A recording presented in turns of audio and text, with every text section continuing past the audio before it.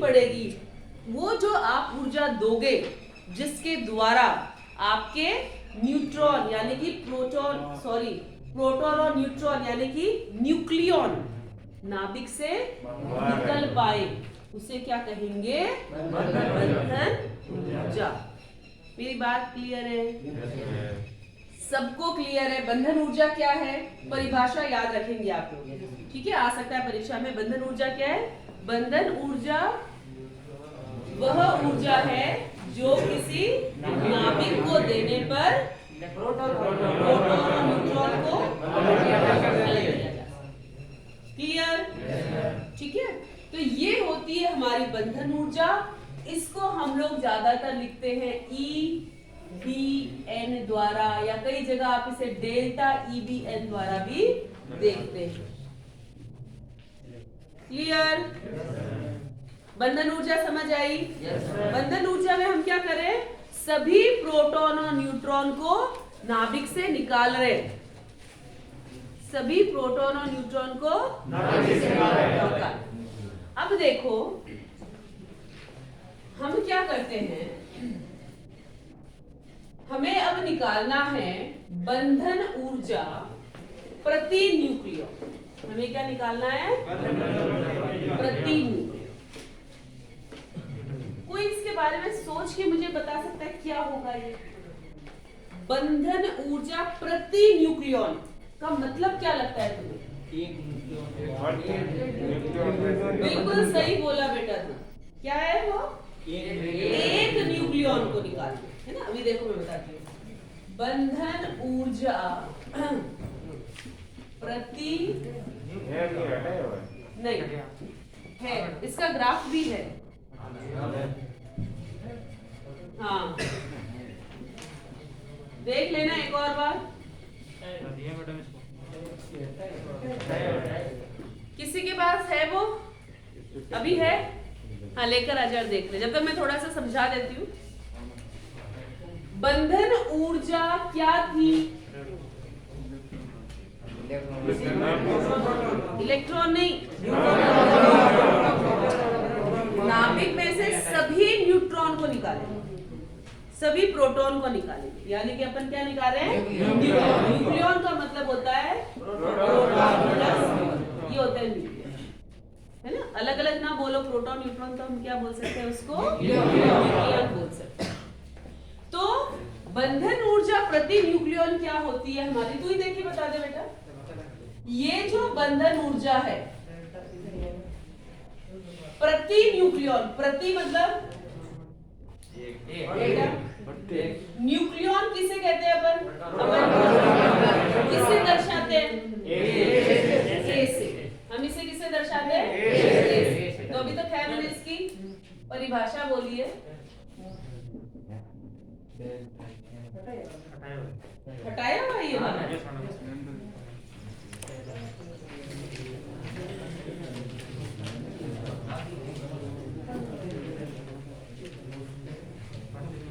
प्रति न्यूक्लियॉन बंधन ऊर्जा तथा द्रव्यमान संख्या के साथ इसका परिवर्तन। ये इस साल हट गया तुम्हारा कोर्स में।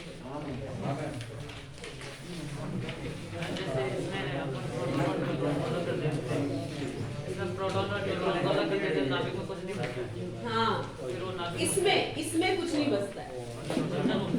हाँ वो कुछ भी नहीं, वो एग्जिस्ट ही नहीं करेगा, सब हट गया। एक सेकेंड में वापस देख लेती हूँ कि हटाया है क्या हुआ है। नाभिकीय आकार, परमाणु, द्रव्यमान शक्ति, देखो इसमें लिखा हुआ है और नाभिकीय बंधन ऊर्जा। अच्छा नाभिकीय बंधन शक्ति के साथ है वो। ठीक है, ये टॉपिक अपना इस साल हट गया है, ठीक है ना। बंधन ऊर्जा है, हाँ ये वाला हटा दिया। बंधन ऊर्जा तो करना है, ये वाला टॉपिक हटाया। पर गोवर्धन ने अभी एक सवाल पूछा, तो मैं इसके सवाल का जवाब अवश्य देना चाहूंगी, हालांकि एग्जाम पॉइंट ऑफ व्यू से नहीं है।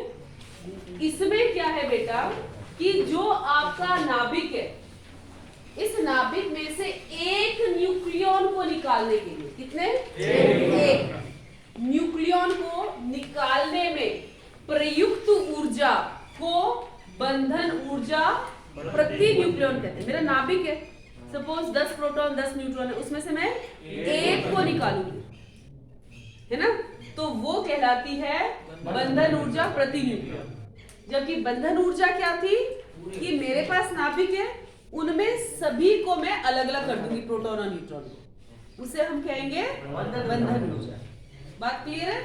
तो आप लोग बंधन ऊर्जा की परिभाषा अच्छे से करें। ये टॉपिक अपना 20-21 में हट गया है, वरना इसका ग्राफ बहुत ही अच्छा, बहुत सारी चीजें सीखने को मिलती है। थोड़ा सा समझाना पर अवश्य चाहूंगी, है ना। क्यों समझा रही हूं मैं आपको, इतना डेप्थ में तो नहीं बताऊंगी, पर आप इसको थोड़ा सा समझें, इसके वक्र को, ताकि आप समझ पाएंगे अगले के 2 टॉपिक जो मुझे कराने हैं आपको, नाभिकीय विखंडन और नाभिकीय संलयन। कारण क्या होता है वो आप तब समझ पाएंगे जब इस वक्र को हल्का सा समझे, बस समझने के लिए, ठीक है। अगर बच्चों हम ग्राफ बना लेते हैं, किसमें, बंधन ऊर्जा प्रति न्यूक्लियन, इसमें बना रहे हैं हम लोग बंधन ऊर्जा प्रति न्यूक्लियन और ए के मध्य। ए क्या था मेरे पास में, द्रव्यमान संख्या, यानी कि कुल न्यूट्रॉनों की संख्या है, ठीक है ना। अगर हम इसका वक्र बनाते हैं तो जो आपको वक्र प्राप्त होता है वो कुछ इस भांति होता है, कुछ इस भांति होता है। ये सबसे ऊपर चढ़ता है, फिर कुछ कांस्टेंट रहता है, फिर ऐसे उतर जाता है। क्लियर? ये वक्र कुछ ऐसा प्राप्त होता है। तो आपसे एक सवाल पूछती हूं मैं, यहां तक लगभग स्थिर है, अपन इसको ऐसा ले लेते हैं।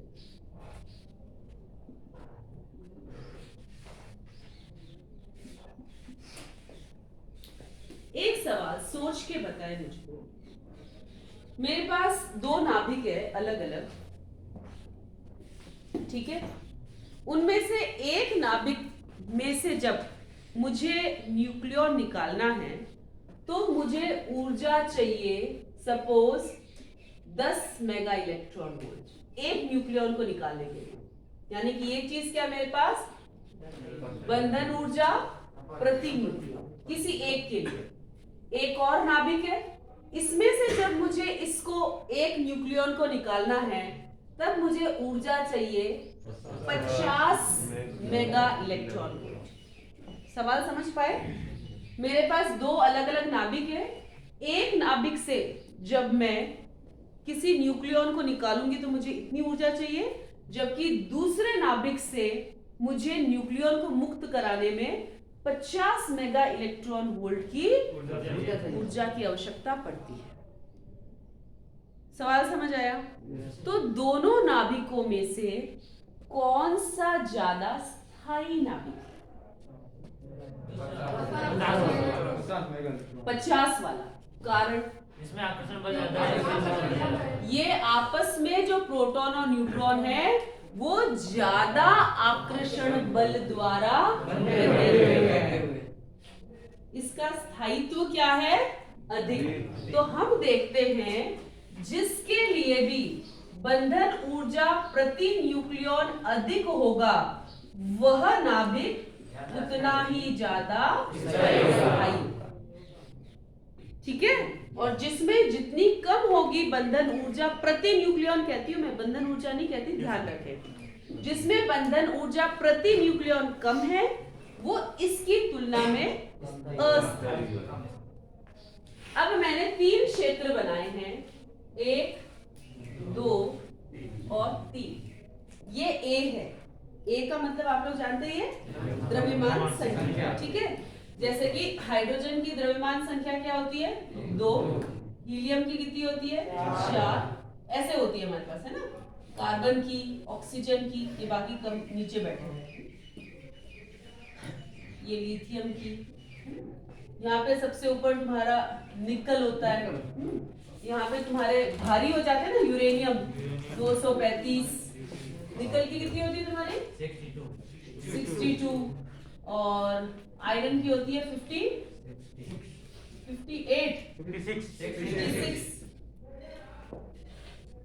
अब तुम इस ग्राफ को देख के बताओ कि ये 3 क्षेत्र हैं, है ना। मैं इसको रेंज दे देती हूँ 100 और इसको रेंज दे देती हूँ 200।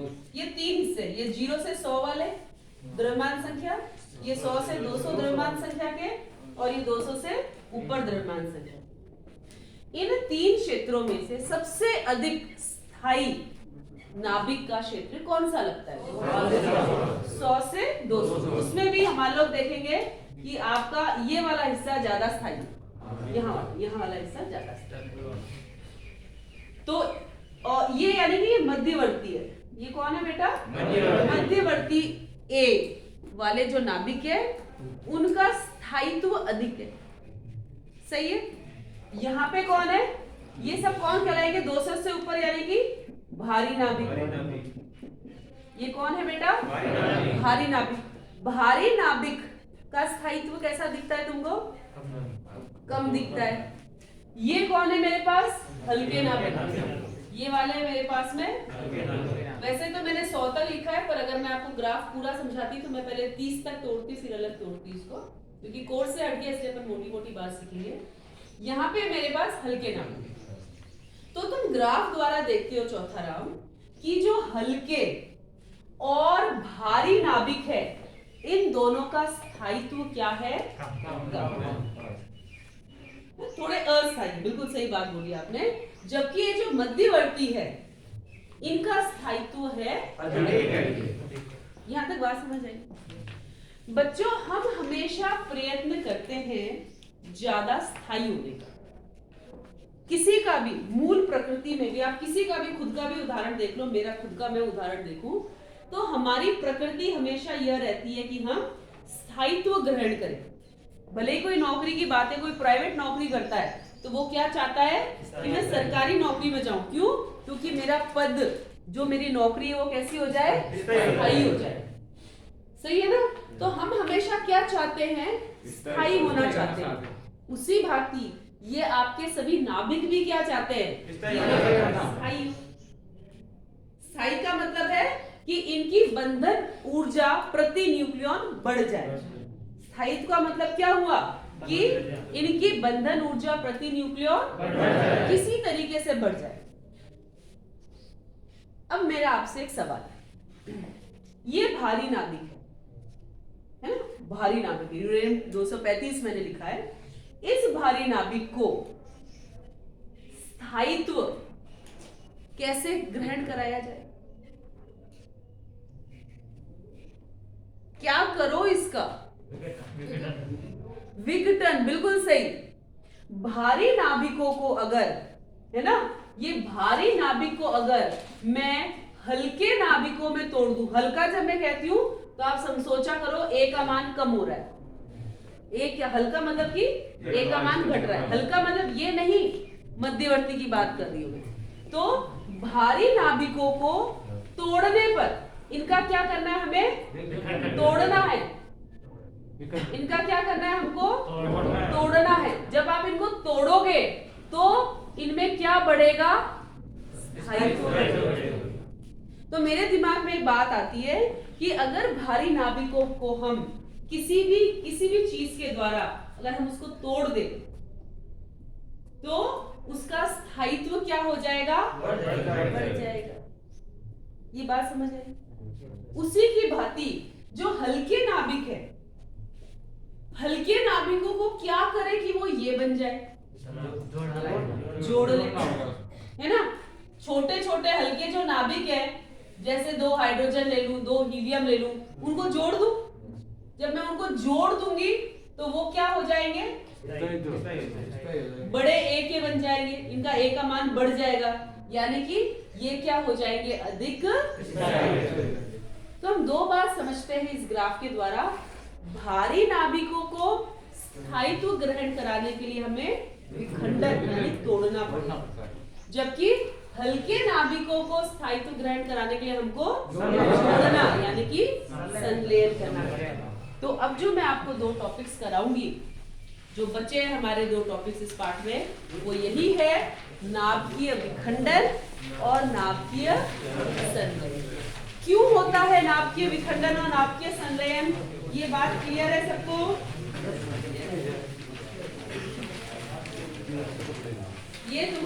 रदरफोर्ड वगैरह सारा हट गया है कोर्स से, ठीक है ना? नाभि के बल पे क्या हाँ ये सब हट गया है। सीधे तुम लोगों को इसके बाद करना है नाभिकीय ऊर्जा, नाभिकीय विखंडन और नाभिकीय संलयन। ये सब हट गया तुम्हारा बीच।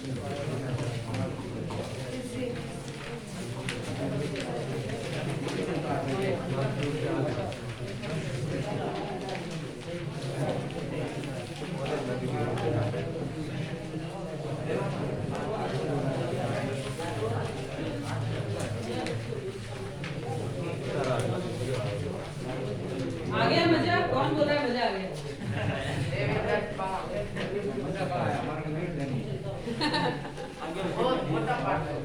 है ना? तो देखो अब अपन इधर बात समझते हैं।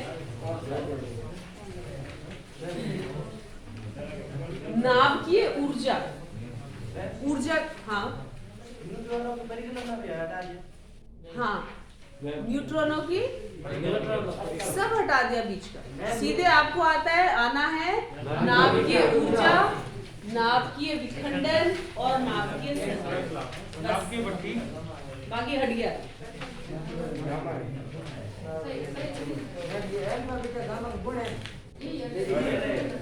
सब